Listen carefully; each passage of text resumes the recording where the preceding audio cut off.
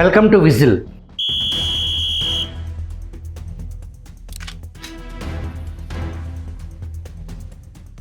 జగన్ ఏలుబడిలో దేశంలోనే అతిపెద్ద మద్యం కుంభకోణంలో నాటి సీనియర్ ఐఏఎస్ అధికారి రజత్ భార్గవ మద్యం గుట్టు మొత్తం విప్పేశారా? సిట్ విచారణలో రజత్ భార్గవ ఏమని బాంబు పేల్చారు? ఆ వివరాలు తెలుసుకునే ముందు అసలు ఎవరి Rajat Bhargava? 1990 batch AP cadre IAS అధికారి. 2024 ఆగస్టులో జీఏడీ స్పెషల్ చీఫ్ సెక్రటరీగా పదవీ విరమణ చేశారు.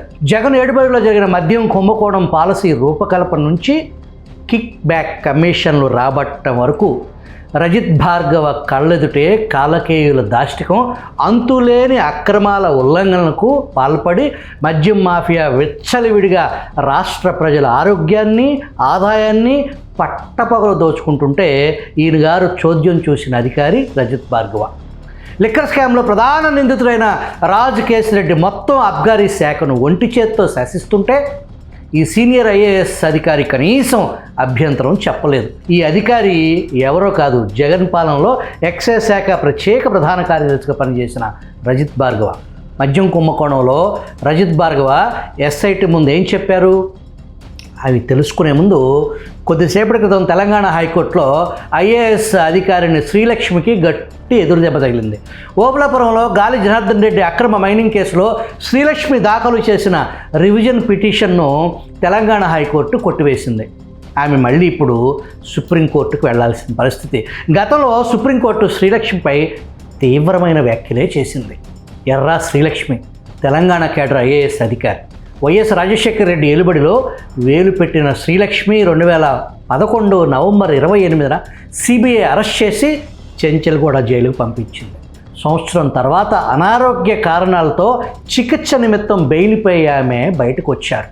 2020లో జగన్మోహన్ రెడ్డి ఏలుబడిలో తెలంగాణ కేడర్ నుంచి ఆంధ్ర కేడర్కు ఆగమేఘాల మీద ఆమె ఫైలు ఢిల్లీ నుంచి వయా హైదరాబాద్ టు అమరావతి జగన్ తాడేపల్లి ప్యాలెస్కు పరుగులు పెట్టింది. జగన్ తండ్రి వైఎస్ ఏలుబడిలో జరిగిన అక్రమాలపై జైలు జీవితం అనుభవించి కూడా జగన్మోహన్ రెడ్డి దగ్గర పనిచేయటానికి ఆమె తహతహలాడారు. ఆర్డినెన్స్ రానే వచ్చేశాయి. AP municipal administration and urban development authority కార్యదర్శిగా ఆమె పనిచేశారు. కూటమి ప్రభుత్వం ఆమెకు పోస్టింగ్ ఇవ్వకుండా జీఏడీకి అటాచ్ చేసింది. ఆమె న్యూఢిల్లీలో విజయసాయిరెడ్డి నివాసంలో విజయసాయిరెడ్డి వాహనంలో ఎందుకు తిరగాల్సి వస్తుందో మనకు తెలియదు. ఢిల్లీ వీధుల్లో విజయసాయిరెడ్డి వాహనంలో శ్రీలక్ష్మి చక్కర్లు కొడుతుంటే అది కళ్ళారా చూసిన వాళ్ళు ఔరా అని నూరెళ్ళబెట్టాల్సిన పరిస్థితి. అతి చిన్న వయస్సులో అక్కడో ఇక్కడో ఏదో ఒక రాష్ట్రంలో చీఫ్ సెక్రటరీ అవ్వాల్సిన ఐఏఎస్ టాపర్ కథ ఇలా కోర్టుల చుట్టూ తిరగటం విచారకరం. జగన్ ప్రభుత్వంలో చీఫ్ సెక్రటరీ హోదాలో ఎల్వి సుబ్రహ్మణ్యంతో తొలి రోజు జగన్ చిలక పలుకులు అన్నా నన్ను చెయ్యి పట్టుకుని నువ్వే నడిపించాలి అని జగన్ అంటే ఆ ఒక్క మాటతో ఎల్వి సుబ్రహ్మణ్యం ఒళ్ళంతా పులకించిపోయింది. కట్ చేస్తే తాడేపల్లి ప్యాలెస్లో ఎల్వి సుబ్రహ్మణ్యంకి జరిగిన ఘోర అవమానం మరి ఏ ఐఏఎస్కు జరగలేదు అంటే ఆశ్చర్యం లేదు.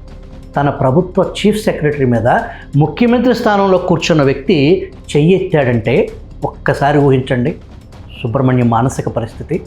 ఆనక తన కింద పనిచేసే ప్రవీణ్ ప్రకాష్ చేత మానవ వనరుల విభాగానికి బదిలీ చేయబడ్డారు. ఎల్వి సుబ్రహ్మణ్యం పదవి వివరణ ఒక చేదు అనుభవంగా ఆయనకు మిగిల్చింది. జగన్తో అంటగాగిన ప్రవీణ్ ప్రకాష్కు తత్వం బోధపడి ఆకస్మిక పదవీ విరమణ చేశారు. క్షవరం అయితే కానీ వివరం రాలేదనే సామెత మాదిరి ప్రవీణ్ ప్రకాష్ వెలుగు చీకట్లో కలిసిపోయింది. మరో అధికారి గోపాలకృష్ణ ద్వివేది, మురళీధర్ రెడ్డి, ఇంకో అధికారి జగన్ బంటు ధనుంజయ రెడ్డి లిక్కర్ కుంభకోణంలో జైలు పక్షి అయ్యారు. ఇన్ని అనుభవాల మధ్య రజత్ భార్గవ తీసుకున్న సంచలన నిర్ణయం ఏంటి? ఎస్ఐటి సంధించిన ప్రశ్నలేంటి? ఇప్పుడు చూద్దాం.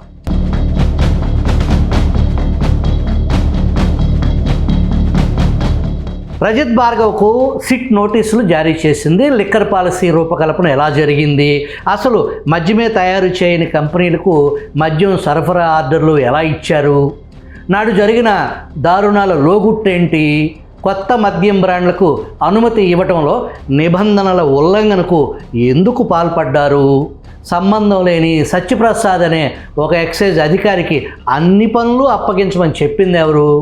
ఏ కొత్త బ్రాండ్లకు మార్కెట్లోకి వచ్చినా మొదటి నెలలో 10,000 కేసులకు మించి ఆర్డర్స్ ఇవ్వరాదన్న నిబంధనలను ఆదాన్ కంపెనీకి ఎందుకు వర్తింపజేయలేదు? కేవలం మొదటి నెలలోనే 1,80,000 కేసుల మద్యం ఆర్డర్స్ ఇవ్వటానికి కారణం ఏంటి? రిటైల్ అవుట్లెట్ నుంచి పెట్టాల్సిన ఆర్డర్లు రాజ్ కసిరెడ్డి ఆదేశాలతో సత్యప్రసాద్ అనే వ్యక్తి ద్వారా డిపో మేనేజర్లు ఆర్డర్స్ పెడుతుంటే రజత్ భార్గవ ఎందుకు మౌనంగా ఉన్నారు? ఎవరి సిఫార్సు మేరకు అనూష అనే మహిళను ఎంఐఎస్ విభాగంలో నియమించారు? ఒక అవుట్సోర్సింగ్ ఉద్యోగి కోసం స్పెషల్ మెమో ఇవ్వాల్సిన అవసరం ఏమొచ్చింది? ఆమె పంపించిన వివరాల ప్రకారం ముడుపులు సేకరించిన గుట్టు ఏంటి? ఇలాంటి అనేక ప్రశ్నలను సిట్ అధికారులు రజత్ భార్గవ్ను సంధించారు. మద్యం ఉత్పత్తి, సరఫరాదారులు ఇచ్చిన ముడుపులు ఎవరెవరికి ఇచ్చారు, ఎవరు ఎంతెంత తీసుకున్నారు, వీరిలో అంతిమ లబ్ధిదారుడు ఎవరు? మనీ ట్రయల్ రక్తపు కూడు సొమ్ము అంతిమంగా జగన్మోహన్ రెడ్డికి చేరిందా అనే ప్రశ్నలు లిక్కర్ కేసు విచారించే ప్రత్యేక దర్యాప్తు బృందం స్పెషల్ ఇన్వెస్టిగేటివ్ టీమ్ ఎస్ఐటి ముందు రజత్ భార్గవ మొత్తం గుట్టు విప్పేశారా? ఇప్పటి వరకు అరెస్ట్ చేసిన నిందితుల విచారణ ఎదుర్కొంటూ వారి నోటి నుంచి జగన్మోహన్ రెడ్డి పేరు చెప్పడానికి ఎవ్వరూ సాహసించలేదంట. గతంలో నాటి వైసీపీ నెంబర్ 2 జగన్ అక్రమాస్తుల కేసులో A2 విజయసాయిరెడ్డి ఎస్ఐటి విచారణ ఎదుర్కొన్నారు. సాయిరెడ్డి విలేకరులతో మాట్లాడుతూ మద్యం గుట్టు మొత్తం విప్పేస్తా, రాజ్ కేసిరెడ్డి బట్టలు విప్పి నిలబెడతా అని సెలవిచ్చారు. సిట్టు విచారణలో మొత్తం చెప్పేస్తాను, కానీ ఆ ఒక్క పేరు తప్ప, జగన్మోహన్ రెడ్డి పేరు నేను చెప్పలేను, ఆ ఒక్కటి తప్ప మొత్తం గుట్టు విప్పేస్తా, నన్ను సాక్షిగా పరిగణించండి అని సాయిరెడ్డి ప్రాధేయపడినట్లు ప్రాథమిక సమాచారం. ఒక రకంగా చూస్తే లిక్కర్ కథలో హీరో రిటైర్డ్ ఐఏఎస్ అధికారి రజత్ భార్గవ అని చెప్పొచ్చు. ఎస్ఐటి అడిగిన అన్ని ప్రశ్నలకు రజత్ భార్గవ్ నుంచి దర్యాప్తు సంస్థ పూర్తిస్థాయి సమాధానాలు రాబట్టిందని తెలుస్తుంది. లిక్కర్ రక్తపు కూడి అంతిమ లబ్ధిదారుడు జగన్మోహన్ రెడ్డే అని రజత్ భార్గవ తేల్చి చెప్పారని, ఈ కేసులో తాను సాక్షిగా మారటానికి అనుమతించమని రజత్ భార్గవ కోరినట్లు విశ్వసనీయ సమాచారం. రజత్ భార్గవ స్టేట్మెంట్ ఆధారంగా వైఎస్ జగన్మోహన్ రెడ్డిని కూటమి ప్రభుత్వం అరెస్ట్ చేస్తుందా, లేదా ఈడీ బోడీ అని ఢిల్లీ అనుమతి కోసం ఎదురు చూస్తుందా? వేచి చూద్దాం.